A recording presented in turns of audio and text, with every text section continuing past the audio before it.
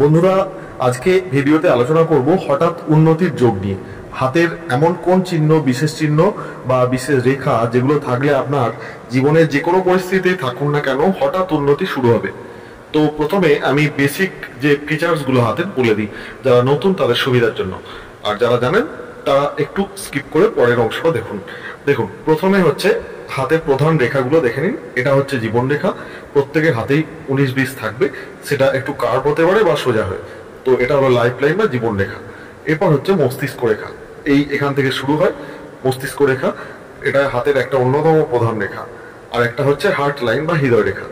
এই তিনটে রেখা বন্ধুরা সকলের হাতে থাকবে। আপনার হাতে মিলিয়ে দেখুন, তিনটে রেখা কিন্তু থাকবে। এরপর যে 4 নম্বর রেখাটা, সেটা হলো শনি রেখা বা ভাগ্য রেখা বা অর্থ রেখা, যেটা হাতের মণিবন্ধ থেকে উঠতে পারে, চন্দ্রস্থান থেকে উঠতে পারে, যেখান থেকে হোক উঠবে। অনেকের হাতে অর্ধেক থাকে, অনেকের হাতে সম্পূর্ণ থাকে, অনেকের হাতে আরো ভালো রকম থাকে। তো যাই হোক, এই কয়েকটা রেখা হচ্ছে প্রধান রেখা। আর গ্রহ পর্বতের অবস্থানগুলো আপনারা অনেকেই জানেন, আর যারা জানেন না তাদেরকে একটা ছবি দিয়ে দিচ্ছি, দেখে নিন। এখানে বিভিন্ন গ্রহ পর্বতগুলো আমি লিখে দিয়েছি। তো বৃহস্পতি, শনি, রবি, বুধ, আর এদিকে মঙ্গল, চন্দ্র, ওকে, আর শুক্র, রাহু, এগুলো মেন গ্রহ, এগুলো আপনাদের জানতে হবে। এবারে আমি মেন টপিকে আসছি। হাতের কোন চিহ্ন বা কোন বিশেষ রেখা থাকলে হঠাৎ উন্নতি শুরু হয়ে যেতে পারে, সেটা যে বয়সে, অবশ্যই সেই বয়সটা মেনশন করে দেখতে হবে। হাতের বিভিন্ন রেখার বিভিন্ন জায়গায় কিন্তু বন্ধুরা বিভিন্ন বয়স থাকে। এবার আমি বলে দিচ্ছি, মনে করুন, একটা উদাহরণ দিচ্ছি। মনে করুন 35 বা 30 এই সময় থেকে যদি কারো হাতে হঠাৎ উন্নতি হতে হয়, তাহলে তার কি বিশেষ চিহ্ন থাকবে ভালো করে লক্ষ্য করুন। প্রথমে দেখবেন, যদি হাতের প্রথম অংশে, মানে আয়ুরেখার নিচে মণিবন্ধ অথবা যে কোনো স্থান থেকে যেখান থেকে অর্থরেখা উঠেছে, অর্থরেখা যদি প্রথমের দিকে ঝাপসা থাকে বা আবছা থাকে, এবং হঠাৎ করে মস্তিষ্ক রেখা এবং অর্থরেখা যেখানে ছেদ করছে এই অংশ থেকে যদি হঠাৎ অর্থরেখাটা স্পষ্ট হয়, তাহলে জানবেন 30 থেকে 35-এর মধ্যে তার জীবনে কিন্তু দারুণ উন্নতি শুরু হবে এবং হঠাৎ করে অর্থপ্রাপ্তি শুরু হবে। এরপরে যদি এই অর্থরেখার পাশে যদি কোনো সাপোর্ট লাইন সমান্তরালে আরেকটা রেখা শনি পর্বতের দিকে যায়, তাহলে কিন্তু বন্ধুরা, তাহলে বুঝবেন যে তার কিন্তু সরকারি চাকরির যোগ আছে, অথবা যে কোনো না যে কোনো সোর্স থেকে মোটামুটি 40-50 হাজার রুপি অর্থাৎ ভারতীয় মুদ্রায় তার কিন্তু আসতে শুরু করবে প্রতি মাসে। হ্যাঁ, এবারে কয়েকটা বিষয় লক্ষ্য করবেন। যদি কারো বৃহস্পতি পর্বত অত্যন্ত শুভ হয়, উঁচু হয়, তার সাথে সাথে যদি বৃহস্পতিতে শুভ চিহ্ন থাকে, আবার যদি শনি পর্বত মোটামুটি শুভ হয় আর রবি পর্বত যদি ভালো হয়, তাহলে তো তার অর্থ, ব্যক্তিগত সম্পত্তি, সেটা পিতৃগত, মাতৃগত বা যে কোনোভাবে অলরেডি থাকে।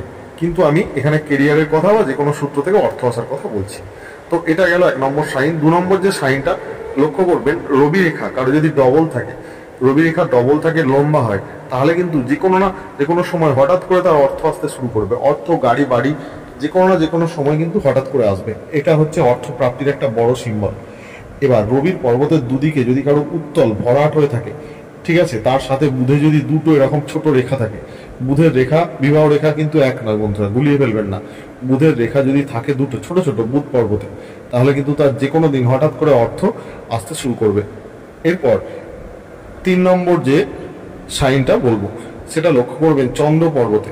চন্দ্র পর্বত থেকে কোনো রেখা উঠে যদি ভাগ্য রেখার সাথে যুক্ত হয়, যদি সে মেয়ে হয়, তাহলে কিন্তু বিবাহ সূত্রে তার কিন্তু আয় হবে, পরিবার তাকে কিন্তু একটু দূরে বিয়ে দেবে, কিন্তু বিবাহ সূত্রে সে কিন্তু ভীষণভাবে ধনী ব্যক্তির পরিণত হবে।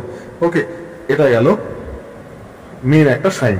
এরপর যে সাইনটা বলবো সেটা হচ্ছে জীবন রেখা। জীবন রেখা থেকে লক্ষ্য করবেন মাছের কাটার মতো রেখা উঠে হয় বৃহস্পতি পর্বত, না হলে আপনার শনি পর্বত, এই দুটো পর্বতের দিকে যাবে।